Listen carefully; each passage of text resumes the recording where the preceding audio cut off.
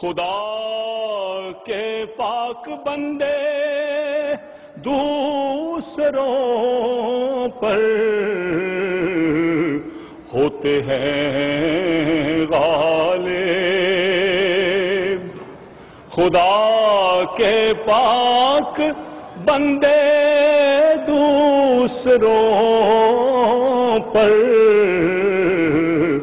ہوتے ہیں غالب۔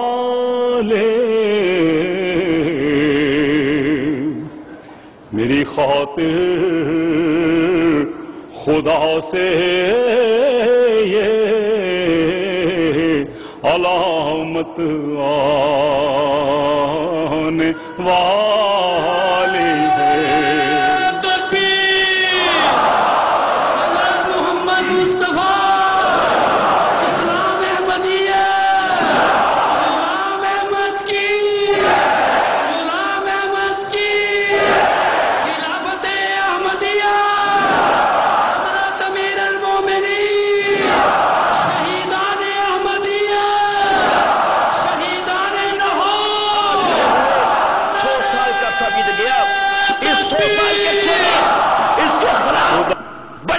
کیا گیا تمام امت نے مل کے، چاہے علماء اہل حدیث ہوں، چاہے علماء بریلی ہوں، چاہے علماء دیوبند ہوں، سب نے مل کے ان کے خلاف کام کیا، ان کے خلاف کتابیں لکھی۔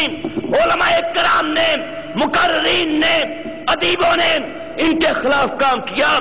علماء کرام نے اپنے قلم کے خنجر کے ساتھ ان کے کلیجے پھاڑ دیے، خطیبوں نے اپنی خطابت کی شعلہ نوائی کے ساتھ ان کے خرمن میں آگ لگا دی۔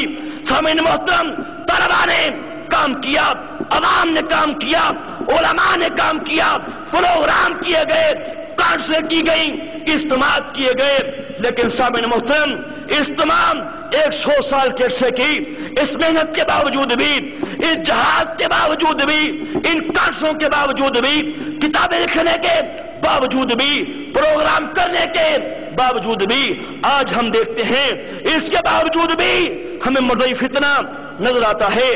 آج قادیانیت اس کا وجود باقی ہے، آج قادیانی ہمارے محلوں کے اندر ہیں، آج قادیانی ہمارے علاقے کے اندر ہیں، آج قادیانی ہمارے شہر کے اندر ہیں، آج قادیانی ہمارے ملک کے اندر ہیں، آج قادیانی تمام دنیا کے اندر ہیں۔ اور دوستوں، بڑے افسوس سے ایک بات کہتا،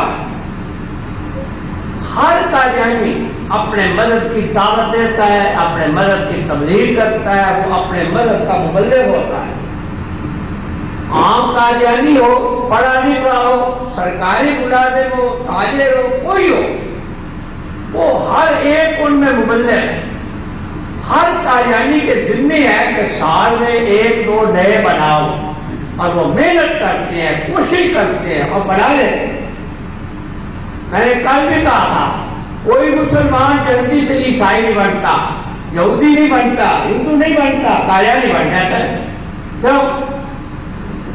ہندو سے اس لیے نہیں بنتا، وہ سمجھتے میں اسلام سے نکل کر کفر میں جا رہا ہوں، اور قادیانی اس لیے آسانی سے بن جاتا ہے، وہ سمجھتا میں اسلام سے اچھے اسلام میں جا رہا ہوں۔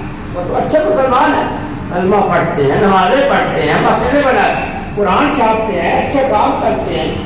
وہ یہ نہیں سمجھتا کہ میں کفر میں جا رہا ہوں۔ یہ اسلام کا لیبل لگا کر پوری دنیا کو دھوکہ دے رہے ہیں، اور ہمارے لاکھوں نے مسلمان ان کے جال میں پھنس کر اپنا ایمان کھو بیٹھے ہیں اور گوا رہے ہیں۔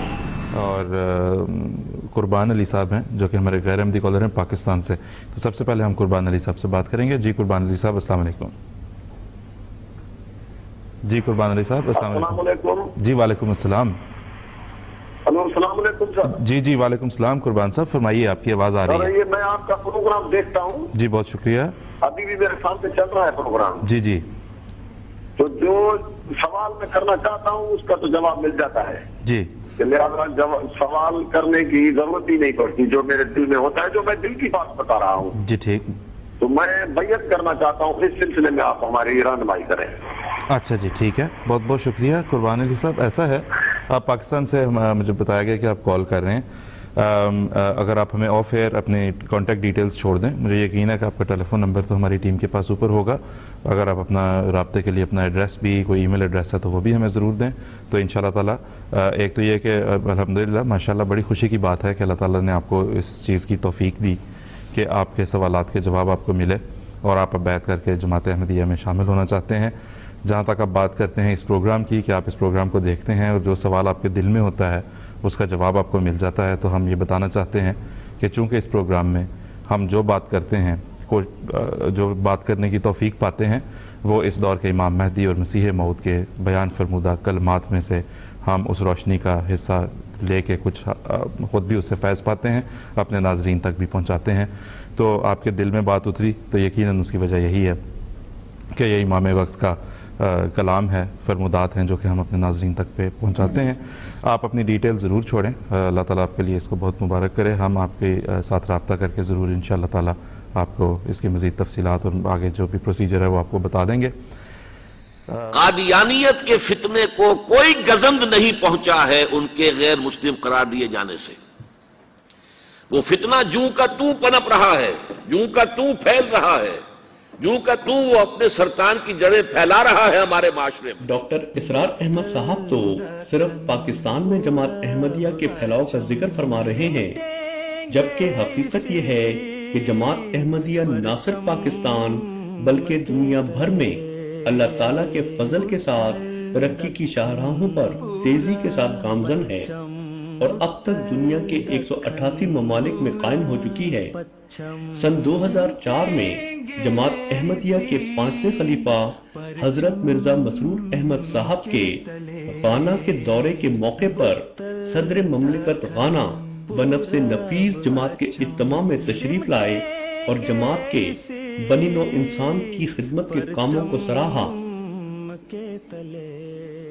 اسی طرح سن 2005 میں صدر مملکت سیرا لیون الحاج ڈاکٹر احمد تیجان کبا صاحب نے نہ صرف جماعت احمدیہ سیرا لیون کے جلسے میں شرکت فرمائی بلکہ افتتاحی تقریر بھی فرمائی۔